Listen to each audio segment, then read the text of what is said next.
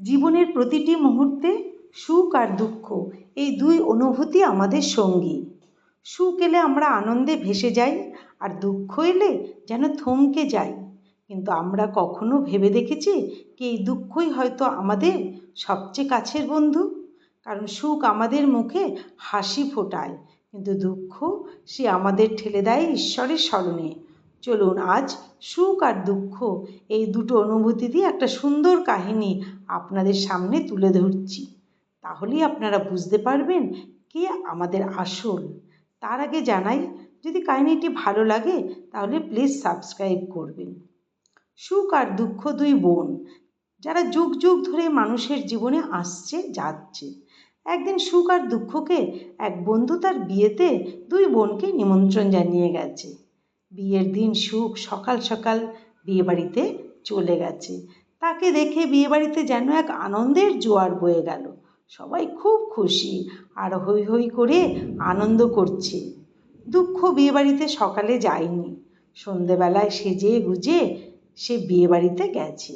কিন্তু যেই দুঃখ বিয়েবাড়িতে পা রাখলো, সঙ্গে সঙ্গে চারিদিক অন্ধকার করে হঠাৎ কি ঝড় উঠল, বজ্রপাত সহ বৃষ্টি নামলো। সবাই দুঃখকে দেখে বলতে লাগলো, হায় ভগবান।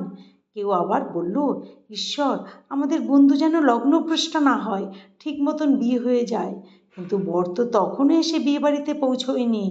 কর্তাগিনী তো ঠাকুরের সামনে বসে ঠাকুরকে ডাকতে লাগলেন, আর সবাই কটাক্ষ দৃষ্টিতে দুঃখের দিকে তাকালো।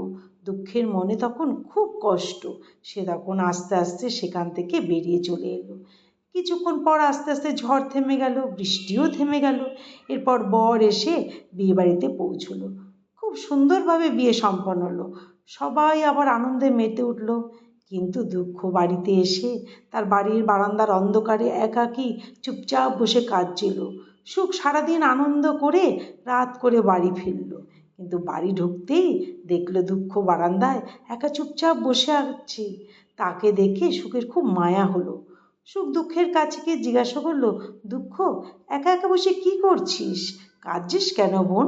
দুঃখ নীরবে উত্তর দিল, তোর কত আদর, মানুষ তোকে পেলে হেসে ওঠে, আনন্দে নেচে ওঠে, আর আমি যেখানে যাই আমার মুখ দেখেই মানুষ কেঁদে ফেলে, হতাশায় ভেঙে পড়ে। কেউ আমায় চায় না, কেউ আমায় ডাকেও না। সুখ ধীরে ধীরে এগিয়ে এসে পাশে বসলো। তার চোখে ছিল মায়া। সে বলল, হ্যাঁ, তুই ঠিকই বলেছিস, মানুষ তোকে চায় না, কিন্তু জানিস, তুই যখন কারো কাছে যাস সেদিন সে প্রথম ডাকে, হে ভগবান। তোর চোখে জল দেখেই মানুষ খোঁজে ঈশ্বরকে। তুই মানুষকে কান্না শেখাস, আর সেই কান্নার মাঝেই সে ঈশ্বরকে খুঁজে পায়।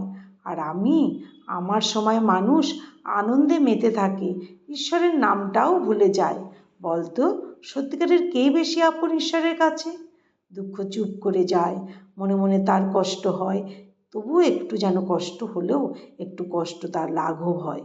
তার চোখের জল এবার শুধু কষ্টের নয়, ভিতর যেন এক বিশ্বাসের আলো।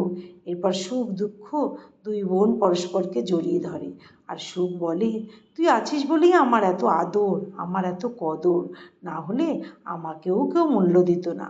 তাই শেষে বলি, জীবনে দুঃখ এলে তাকে দূরে ঠেলে দিও না, কারণ দুঃখই সেই দরজা যেখান দিয়ে আমরা ঈশ্বরের কাছে পৌঁছতে পারি। সুখে ঈশ্বরকে ভুলে যাওয়া যায়, আনন্দে গা ভাসিয়ে দেওয়া যায়, কিন্তু দুঃখ সে আমাদের ঠেলে দেয় পরম আশ্রয়ের দিকে। দুঃখ তাই শত্রু নয়, সে ঈশ্বরের শরণ বাহক। কাহিনীটি ভালো লাগলে প্লিজ লাইক ও সাবস্ক্রাইব।